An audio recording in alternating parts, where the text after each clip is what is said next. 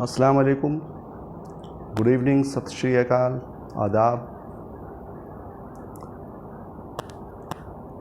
मैं आपका खादिम ज़फ़र हसन करीमी फिर से आपकी खिदमत में हाज़िर हूँ। और जैसा कि मैंने पिछले वीडियो बनाया था कि भारत में, हिंदुस्तान में इस्लाम कैसे फैला, तो अच्छा रिस्पॉन्स रहा लोगों का। तो फिर मैंने सोचा कि फिर इसकी ये जो बाकी की जो बातें रह गई थी, जो वजूहात थे जिनकी वजह से इस्लाम फैला था हिंदुस्तान में, तो वो चीज़ें मैं आपके सामने पेश कर दूं। तो इससे क्या होगा कि कंसेप्ट बिल्कुल क्लियर हो जाएगा। और मेरा मकसद ये सब नहीं था वीडियो बनाने का, मेरा मकसद था तालीमी वीडियो बनाने का, कि मैं बच्चों को साइंस पढ़ाऊं और इंग्लिश में फ़ोनिक साउंड जो होते हैं वो बताऊं, उर्दू बताऊं। लेकिन सोशल मीडिया पे जिस तरीके से इस्लाम के ख़िलाफ़, हमारे प्रॉफिट मोहम्मद सल्लल्लाहु अलैहि वसल्लम के ख़िलाफ़, कुरान के ख़िलाफ़ लोगों ने जो प्रोपेगेंडा चला रखा है, इस्लाम फोबिया, तो मैंने सोचा कि थोड़ा सा मैं भी कंसेप्ट क्लियर कर दूं। और एक मुसलमान होने के नाते, एक नागरिक होने के नाते, इंसान होने के नाते मेरा फ़र्ज़ है कि मैं अपने इस्लाम को डिफेंड करूं। डिफेंड करना मेरा फ़र्ज़ है, क्योंकि जो गलत बातें समाज में फैला करके लोग वोट लेने वाले जो समाज को बांट रहे हैं, तो उनको जवाब देना बहुत ज़रूरी था। तो मेरी इस सीरीज़ के अंदर बच्चे थोड़ा सा ना देखें, कुछ इसमें ऐसी बातें हैं जो मैं आज खोलूँगा तो बहुत से लोगों को बुरा भी लगेगा मेरी वीडियो देख करके, क्योंकि सच्चाई सब बहुत कड़वी होती है। जब सामने आ जाती है तो ऐसा लगता है कि जैसे उनको भरे बाज़ार में किसी ने उनके कपड़े उतार दिए हैं। तो चलिए शुरू करते हैं इसको। तो पिछले इसमें मैंने बताया था कि इस्लाम के मानने वाले, और अकॉर्डिंग टू रिटन जो डॉक्यूमेंट्स है उसमें कि मालिक बिन दिनार रहमतुल्लाह अलैह यहाँ हिंदुस्तान तशरीफ़ लाए थे। आपको पता ही है, 4 बड़े इमाम हैं, इमाम मालिक बिन दिनार, इमाम शाफ़िई, इमाम अहमद बिन हम्बल और इमाम जिनको हम मानते हैं इमाम अहमद बिन हम्बल, इमाम मालिक बिन दिनार, इमाम शाफ़िई और इमाम अबू हनीफ़ा। दिमाग असल में थोड़ा टेंशन रहती है तो बहुत सारी चीज़ें दिमाग से निकल जाती हैं, माज़रत चाहता हूँ। तो इमाम 4 बड़े इमाम हैं हमारे। इमाम तो बहुत सारे हैं, लेकिन ये 4 बड़े इमाम हैं। उनमें से मालिक बिन दिनार के बारे में कहा जाता है कि वो हिंदुस्तान आए थे, और हिंदुस्तान आए तो उस वक्त जो हिंदुस्तान के अंदर रसूमात थे, जो तौर तरीक़ा था, जो ब्राह्मणों ने जो एक समाज को 4 हिस्सों में बांट रखा था, उसमें जो हिंदुस्तान के रहने वाले जो वाकई में जो हिंदुस्तानी थे, यानी कि इस मुल्क के ओरिजिनल जो नेटिव्स हैं, जो वासी हैं यहाँ के रहने वाले, तो वो तो बेचारे वो हैं, ट्राइबल्स हैं, जिनको हम आदिवासी वगैरह कहते हैं। तो उनके रिसोर्सेज पर कब्ज़ा कर लिया। बाहर से आए। कौन लोग आए?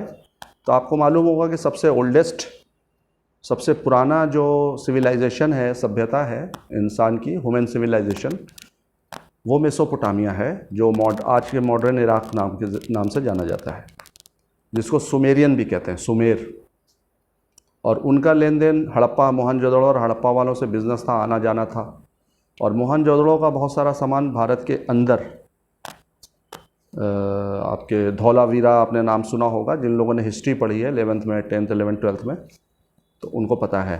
कुछ वेस्टर्न पश्चिमी जो उत्तर प्रदेश और कुछ गुजरात का, कुछ हमारे यहाँ राजस्थान का हिस्सा जो है, वहाँ से कुछ चीज़ें बन करके वहाँ जाती थी, और वहाँ से फिर सप्लाई हो करके वो वहाँ जाता था मेसोपोटामिया। और मेसोपोटामिया वाले बदले में इनको तांबे के हथियार देते थे, वेपन्स और दूसरी चीज़ें इनको देते थे बना करके, और इनसे सोना लेते थे। तो उस वक्त की बात मैं नहीं कर रहा हूँ, बहुत बात की बात बता रहा हूँ मैं, जब हिंदुस्तान के अंदर बाहर से ये लोग आए। जो लोग कहते हैं ना आज कि हम भारत के रहने वाले हैं, और मुसलमानों से कहते हैं कि तुम बाहर से आए हो, तो मैं उनको आईना दिखाना चाहता हूँ और उनको बताना चाहता हूँ कि आप हिस्ट्री भूल गए हैं। आप बाहर से आए थे, इन गरीबों के ऊपर, इनके रिसोर्सेज पर आपने कब्ज़ा कर लिया। सीधे साधे लोग थे, ये झोपड़ियाँ बना के रहते थे, ये शिकार करते, जंगलों में से फल फूल कंद मूल जो उठाकर, जड़ी बूटियाँ होती है खाने की, वो निकाल करके खाते थे और पक्के मकान नहीं बनाते थे। आप आए, आपने यहाँ के रिसोर्सेज देखे और इनका भोलापन देखा, सीधे साधे लोग, आपने इन पर कब्ज़ा कर लिया। कब्ज़ा करने के बाद आपने फिर समाज को 4 हिस्सों में बांट दिया ताकि आपका दबदबा जो है, आपकी सारी चीज़ पकड़ में रहे और इनका रिसोर्सेस, इनकी चीज़ें और इनसे छीन करके और आपने इनको गुलाम बना लिया। और उसके अंदर जो बुराइयां थी उस ज़माने में, समाज में जो 4 हिस्सों में बांटने के बाद जो सबसे नीचे वाले दर्जे के जो लोग थे, उनके साथ जो इन्होंने सलूक किया, जो इनका जो उनके लिए वो था, जैसे इन्होंने ट्रीट किया उनके साथ, बहुत ही बुरा। यानी कि वो इंसान है लेकिन इन्होंने इंसान समझा ही नहीं उनको ग़ुलाम तो बनाया ही बनाया, पर उनको इंसान नहीं समझा। अपना मज़हब थोपा लेकिन अपने मज़हब को पे उनको अपने मंदिर में आने नहीं दिया, पूजा करना, अपने साथ पूजा नहीं करने दी। और इनको हमेशा गांव से बाहर बसाया, दूर। जैसे यहाँ पर कोई गांव है तो इस गांव से बहुत दूर उनको बसाते, बाहर की तरफ। वो सिर्फ सेवा करने के लिए इनकी आते थे और इनकी गंदगी को साफ़ करके ले जाते, गंदगी साफ़ करते, इनकी खिदमत करते, इनके खेतों में काम करते। और वो भी जैसे कैप्टिव सर्वेंट्स होते हैं, आपने सुना होगा, गुलाम जिसको पे नहीं करना होता। तो उस ज़माने में एक और चलन था। वो चलन ये था कि जो ये आदिवासी थे, जो यहाँ के मूल निवासी हिंदुस्तान के, जिनको ये शूद्रास कहते हैं। देखिए, सबसे पहली चीज़ मैं थोड़ा सा क्लियर कर दूं कि सब आदम और हव्वा की औलाद हैं, तो फिर कोई छोटा और कोई बड़ा कैसे हो गया? कोई सूर्यवंशी कैसे हो गया? कोई मौर्य कैसे हो गया? ये कैसे हो गया कि साहब मैं राजा के यहाँ से हूँ, मैं ब्राह्मण कोई कैसे बन गया? ये सब लोगों ने खुद अपने आप को बनाया है, बना हुआ कोई नहीं था। ठीक है। अब ये जो शूद्रास थे, इनके लिए जो कानून बनाए थे इन लोगों ने, इनके लिए कानून ये था कि जो इनकी औरतें थीं, जवान लड़कियां और औरतें, वो ऊपर कपड़ा नहीं पहनती थी। उनको पहनने का हुक्म नहीं था, ऑर्डर नहीं था, वो पहन नहीं सकती थी। और नीचे सिर्फ छोटा सा थोड़ा सा कपड़ा बेचारी लपेटे होती थी। अब आप सोचिए कि कितना गैर इंसानी और गैर अखलाक़ी तरीक़ा है कि आप उन लोगों के, औरतों को ऊपर के कपड़े नहीं पहनने देते। और जो मैं अल्फाज कहने जा रहा हूँ थोड़ा सा सुनने में अजीब सा लगेगा, लेकिन जो सच्चाई है वो बयान करना ज़रूरी होता है ताकि आप लोग समझ सकें और आप जवाब दे सकें ना। असल तो मकसद ये है कि हम जवाब दें इनको कि आप क्या हैं, उनको आईना दिखाना। तो जब ये लड़कियां, जवान लड़कियां या औरतें बेचारी चलती थीं, तो जो ये बड़ी बिरादरी के जो लोग हैं, जो अपने आप को अपर कास्ट कहते थे, ये जो ब्राह्मण और ये लोग, तो जब ये चलती थी तो इनके सीनों को कहते थे कि पपीता लटक रहा है, और तालियां बजाते थे, हंसते थे और उनका मजाक उड़ाते थे। अब सोचिए कि किसी इंसान के ऊपर तो एक तो कपड़ा नहीं, और उस पर से फिर उसका मजाक उड़ाया जाए, वो भी औरत हो, तो वो कैसा महसूस करती होगी। उसके लोग, उसका भाई, उसका बाप, उसका बेटा, उसका पति, उसका दादा, नाना, जो भी रिश्ते में लगते होंगे, वो मर्द क्या महसूस करते होंगे बेचारे। और मजबूरी ये है कि कपड़ा पहन नहीं सकते। अगर उन्होंने कपड़ा पहन लिया तो फिर 4 लोग मिल करके उसके साथ गलत काम करेंगे, उसकी बेइज्जती करेंगे, सबके सामने उसको बिल्कुल नंगा कर दिया जाएगा और उसकी इज़्ज़त लूटी जाएगी। ये समाज था जिसे हिंदू बोलते हैं कि मेरा बहुत पुराना मज़हब और बहुत पुराना समाज था। ये समाज था इनका। एक लड़की थी, आप यूट्यूब पे डालेंगे देखेंगे पता लगेगा। एक लड़की थी, गालिबन साउथ की बात है, ये साउथ इंडिया। तो वो जब बड़ी हो गई तो उसके पेरेंट्स ने कहा कि ये ऊपर कपड़ा पहनना नहीं है। बोला, उसने कहा कि मुझे ऊपर भी कपड़ा चाहिए। तो बोला नहीं, समाज में, हमारे यहाँ, हमारे समाज में हम चूँकि शूद्रा हैं, नीचे हैं, हम दलित हैं, हम अछूत हैं, हमारी शक्ल इंसान है, हम इंसान हैं, लेकिन हम कपड़े नहीं पहन सकते, हमें ये हुक्म नहीं, ऑर्डर नहीं है। उसने कहा कि नहीं, मैं तो पहनूंगी, मुझे शर्म आती है, और उसने कपड़ा पहन लिया। तो जब ब्राह्मणों को और इनको पता लगा, जो ठेकेदार थे उस वक्त के धर्म के, वो आए 4-5 लोग, और उसकी झोपड़ी कि बाहर आकर के खूब चिल्लाया, उसके बाप माँ को मारा पीटा, खूब घसीटा।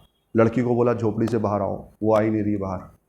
वो बोली मैं बाहर नहीं आऊँगी और मैं कपड़ा पहनूंगी। तो खैर किसी तरह माँ बाप ने समझा के उनको भेज दिया, ठीक है मैं उतरवा दूंगा, माफ़ कर दीजिए। पैरों में चरणों में पड़ गए बेचारे। तो उस वक्त तो वो चले गए, लेकिन वो लड़की अपनी ज़िद पर अड़ी रही और दूसरों को भी कहने लगी कि आप कपड़ा पहनिए ऊपर भी। हम किसी के कहने से हम अपना शरीर किसी को क्यों दिखाएंगे।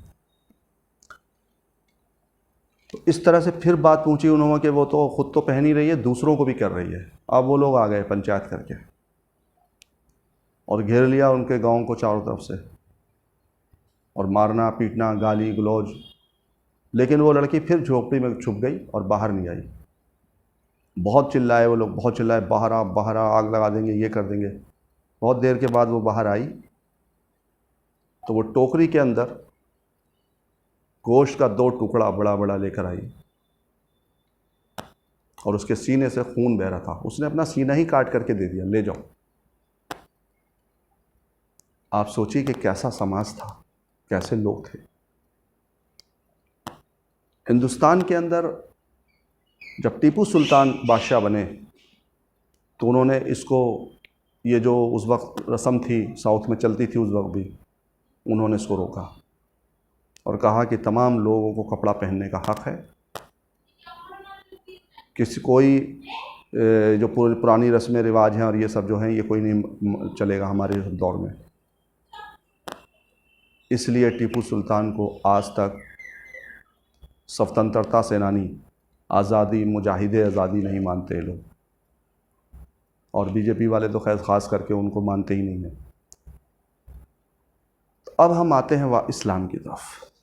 अब जब वहाँ से अरब से काफ़िले आते हिंदुस्तान में, उसमें ख़वातीन भी होती और वो बुरखे में होती, बच्चे होते, उनकी बच्चियाँ होती और सब सलीक़े से कपड़े पहने होते, ढके हुए होते।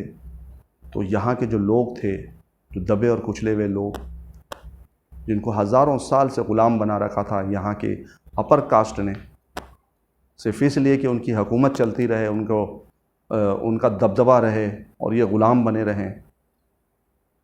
तो उन लोगों ने जब इस्लाम को देखा कि इस्लाम इतना अच्छा है कि औरतें पूरी ढकी हुई होती हैं उनकी, और सब मिल कर के नौकर और राजा और बादशाह और बड़े बड़े जो व्यापारी हैं, बिजनेसमैन हैं, तिजारती हैं, सब मिल कर के साथ में नमाज़ पढ़ते हैं, उनके ग़ुलाम भी साथ में नमाज़ पढ़ते हैं, खाना एक दस्तरखान पर खाते हैं, सब एक दूसरे से मिलते हैं, ईद में सब गले मिलते हैं त्यौहार पे। तो वो उनको बड़ा ये हुआ कि यार हमें ये हक़ क्यों नहीं मिला हुआ है। इनका धर्म कितना अच्छा है कि नौकर हो कोई भी हो, सबको गले भी मिलते हैं और साथ में नमाज़ पढ़ते हैं, साथ में बैठते हैं। उनके यहाँ तो कोई छूत और अछूत है ही नहीं। तो इस चीज़ों से इस्लाम की इन बेहतरीन जो तरीक़ा है इस्लाम के अंदर, जो इंसान को, सब इंसान को जो बराबर का जो दर्जा दिया है, उसकी वजह से हिंदुस्तान के बहुत बड़े लोग, अवाम, बड़ा तबका जो दबा कुचला हुआ था, चाहे वो मिडिल क्लास वाला था चाहे लोअर क्लास वाला था, वो इस्लाम की तरफ आ गए अपनी खुशी से। ना उनको कोई दबाव था, ना उन पर कोई लालच था। उनको लालच सिर्फ इसलिए था कि हमें भी समाज में बराबरी का हिस्सा मिले। और ये इस मुल्क में तो आपको पता ही है, लोकतंत्र देश है, ये डेमोक्रेटिक कंट्री है, ये इस्लाम से लिया गया है ना। ये कहते हैं इस्लाम को हम मिटा देंगे, ये कर देंगे, इस्लाम से लिया हुआ है डेमोक्रेटिक कंट्री कि सबको इक्वल राइट्स दिया गया है। इस्लाम ने सिखाया है कि एक ही सफ़ में खड़े हो गए महमूद व अयाज, ना कोई बंदा रहा ना कोई बंदा नवाज। कि हज़रत उमर रज़ियल्लाहु ताला अन्हु ऊँट की रस्सी पकड़ के लेके जा रहे हैं और ग़ुलाम जो है ऊपर बैठा हुआ है। ये है इस्लाम। कि चादर आई है, सबको बट रहा है, तो जो बादशाह है उसको भी एक टुकड़ा और जितनी भी आवाम है सबको एक टुकड़ा।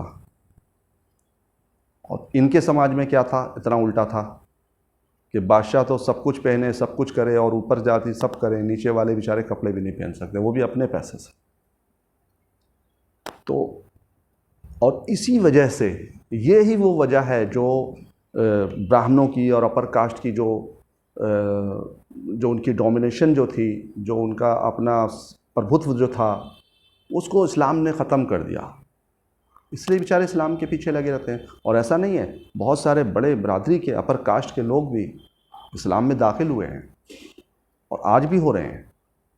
और यूरोप और अमेरिका में तो हर रोज़ 10 में से 2 लोग 3 लोग मुसलमान हो रहे हैं, ब्रिटेन में, अमेरिका में, सब जगह। क्योंकि देखिए वो ज़्यादा पढ़े लिखे लोग हैं और वो बड़े प्रैक्टिकल लोग हैं। जितना भी प्रोपेगेंडा होता है, इस्लाम फोबिया होता है, वो इस्लाम को पढ़ते हैं, देखते हैं इसमें तो बहुत, ये तो प्रैक्टिकल एकदम है, रिलीजन है और एकदम परफेक्ट है, प्योर है, वो दाखिल हो जाते हैं। यही हिंदुस्तान में हुआ। फिर यहाँ सहाबा आए, उसके बाद फिर वो औलिया कराम आए, बहुत सारे, ख्वाजा मोइनुद्दीन चिश्ती जो हैं ये आए। तो ये आए जब अजमेर, तो अजमेर में वो पृथ्वीराज चौहान ने इनको तंग करा। उसके बाद फिर ये पूरे हिंदुस्तान में सफ़र किया, 70-80 हज़ार लोग इनके हाथ पर इस्लाम में दाखिल हो गए। तो इनको चिढ़ इसलिए है इस्लाम से। तो इसलिए इनको क्या करना होता है कि अपनी वो तमाम बुराइयों को छुपाने के लिए बेचारे क्या करते हैं, कहते हैं कि इस्लाम वालों पर, मुसलमानों पर, औरंगज़ेब पर और इन पर इल्ज़ाम लगा दो कि इन्होंने तलवार से करा है, ये करा है, वो करा है। अरे आज तो वो ज़माना है, आप यूट्यूब उठाइए, हर चीज़ को देख लीजिए, सब पता लग जाता है मैं गलत बोल रहा हूँ या सही बोल रहा हूँ। ये जो मैंने बताया है कि लड़की का जो सीना कटा है वो सही है या गलत है, आप देख लीजिए उठा करके, यूट्यूब पे आपको मिल जाएगा कहीं ना कहीं पे। हिस्ट्री है ये, कोई मैं इधर उधर से ला करके नहीं बोल रहा हूँ कि मैं स्वामी यतीनंद नरसिम्हा यतीनंद नहीं हूँ कि मैं जो भी है बक दूँ उल्टा सीधा, मैं जाहिलों की तरह। बिल्कुल परफेक्ट बात है और पक्की बात है। और इसीलिए इस्लाम ने जो है शराब पीना गलत बताया और चोरी और वो साहूकारी, उस ब्याज का लेना देना। तो जो साहूकार थे यहाँ, जो पूरा पूरा खेत हड़प ले लेते, 1 रुपया किसी ने उनसे उधार लिया, उस पर चक्रवृद्धि ब्याज चलता था, ब्याज के ऊपर ब्याज, ब्याज के ऊपर ब्याज, ब्याज के ऊपर ब्याज। पता लगा बेचारे का खेत ही चला गया।